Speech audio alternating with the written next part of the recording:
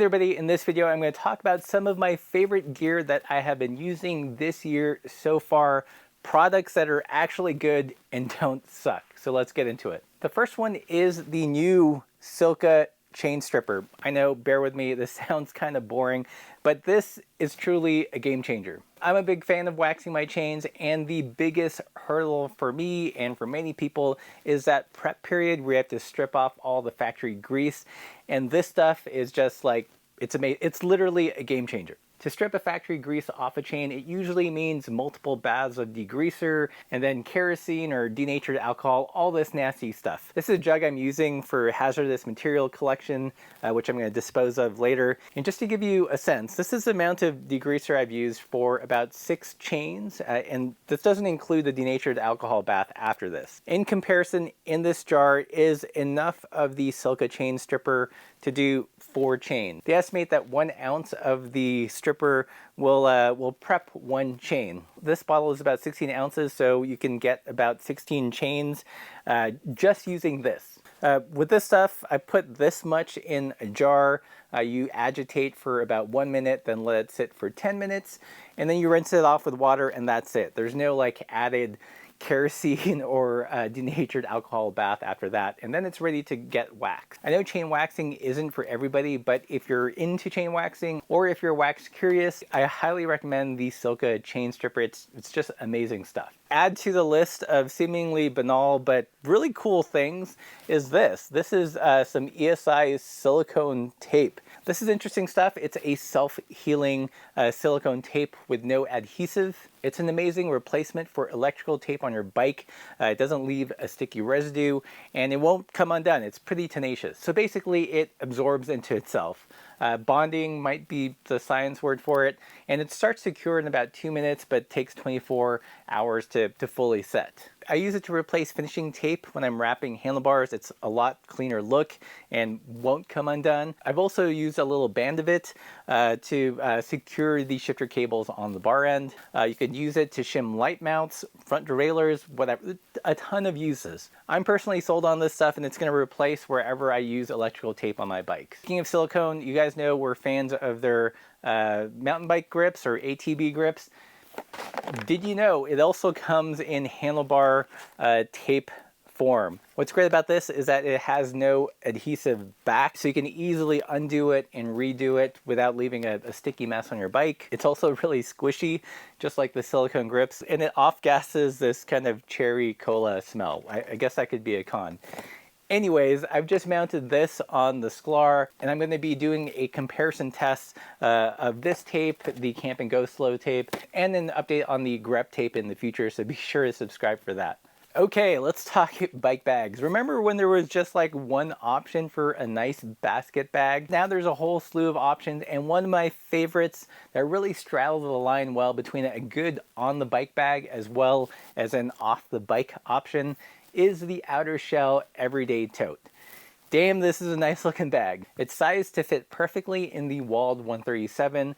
It's got some nice outer pockets and a zippered pocket so you can access it while you're riding. You can run it kind of tall or roll it down a little bit for the aero tuck. Where it excels, however, is when you get off the bike. It has double handles so you can carry it over your shoulder or just hold it like a regular tote. It has a nice and secure zippered opening. I find this to be an awesome carry-on bag when you're flying. It'll easily carry a book, a Kindle, my travel chest set, sunglasses, all the good stuff. There are a ton of great basket bags out there, but from what I've tried so far, this is one of the sharpest looking ones that doesn't look out of place when you're off the bike. So highly recommend the Outer Shell Everyday Tote. Okay, so now for something completely different and whimsical. You're probably well aware of the safety pizza, but what about the safety donut? This is a 3D printed disc with some super bright and reflective sprinkles. It's made by a small maker in Canada. They literally just started. They sent some over to the channel because they thought it'd be a good fit. I think they're just absolutely charming. The design is rigid so it doesn't flop around. The pink color on this thing is pretty darn bright and adds a great pop of color that will definitely grab people's attention during the day and at night. Also donuts, you can't really go wrong. If you're interested in them, I'll link to their Instagram below. Okay, let's talk tires. I get asked about my favorite tires a lot, And despite having tried literally a mountain of tires, these Soma Cazaderos are still my favorite all-rounder. In fact, I just bought 2 pairs of them for our personal bikes. I love them because they have a high center ridge for fast rolling on pavement and hardpack. It's relatively quiet, and I feel like a little faster rolling even when compared to the Ultra Dynamicos or the Rene Urs tires with the noise canceling bumps. I know, sacrilege. They've got great volume. I buy them in the 650B by 50 size.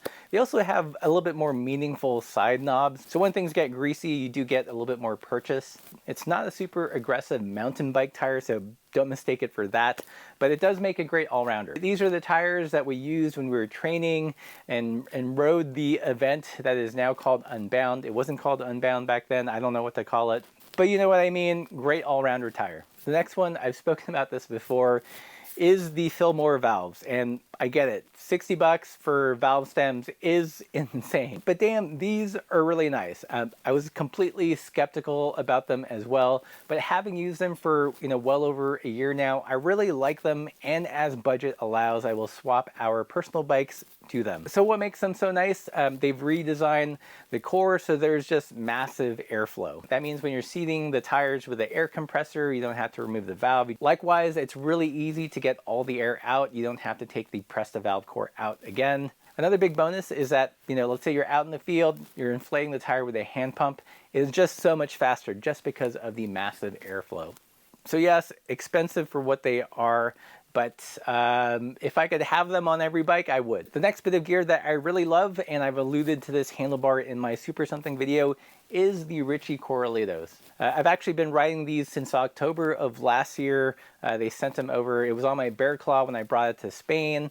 I don't think any of you guys know this, but it was a great handlebar. The width gives really great control on rough terrain, as well as ample space for bike packing bags. Another key feature is the shallow drop. Most road bars have a really deep drop, which is great if you're, super fit or young or flexible. But as you get older, the drops become more aspirational and less useful. But with the Corralitos, they're nice and shallow and totally usable. Another thing I like about them is that they have a slight flare, but it doesn't flare so much that it makes your drifters cockeyed. I thought the Richie beacon bars flared too much. These are just the right amount. The bar does also come with 1 centimeter of rise built in, which is great if you buy the bike and the steers cut too short and you can't get the bars high enough. Overall, my current favorite handlebar and a good alternative to the Richie Venture Max, another fan favorite of the channel. Another bit of gear that has thoroughly impressed me so far is the Ortlieb Quick Rack. So I did a first look a few months ago, but finally have had a chance to use it on a couple of trips. Most recently on a bike fishing trip out in Idaho along some really rocky roads. I've also used it to carry about 15 pounds of painting gear with a tripod strapped to the platform, and it's been surprisingly rock solid. It's not rattly at all. I don't feel any play. There's nothing when you're using it that would indicate that it's a quick release rack. Some people don't see the value in this. As someone that likes to quickly mod bikes, sometimes I want a rack and sometimes I don't, so it's a great product for me. If there is any downside, it's that the lugs can interfere with some frames depending on the dropouts and the eyelet placement. So if your bike has hooded dropouts and the eyelets are tucked under there, it might not work. Or if the eyelets are on the seat stay and they're kind of angled and not perfectly parallel, it can be problematic. Ideally, they'd come out with a quick release or through axle option. Actually would love to see that because then it would kind of cover all the bases. Another product that I've been really digging are these casual party pace riding shirts by the brand Ocean and Sand. Sand is an abbreviation for San Vicente. No, it's not missing a D for sand. They come in long sleeve as well as the short sleeve one. The riding specific features it has is it's got some pockets here in the back, two slip pockets and a waterproof central pocket here. This is their kind of like mauve short sleeve version. You can see it's also got a pocket here. I know what you're thinking. Some of you are saying, why is it so expensive? Is it just like a regular tech tee? I think one of the challenges of casual cycling attire is picking the right fabric. I'm usually not a fan of like cheap tech tees. I feel like they get really clammy really quickly. This is not that. This is a mix of 85% polyester and 15% cotton, and the feel of it feels more like a natural fiber. So it doesn't have that clamminess of those really cheap tech tees you see at the sports store. If anything, the fabric is reminiscent of the old Road Holland jerseys, which were among my favorite. They had a technical merino blend, which I thought was like a great weight, and these shirts really remind me of that. In terms of the fit, it's fairly casual, so a little bit on the loose side.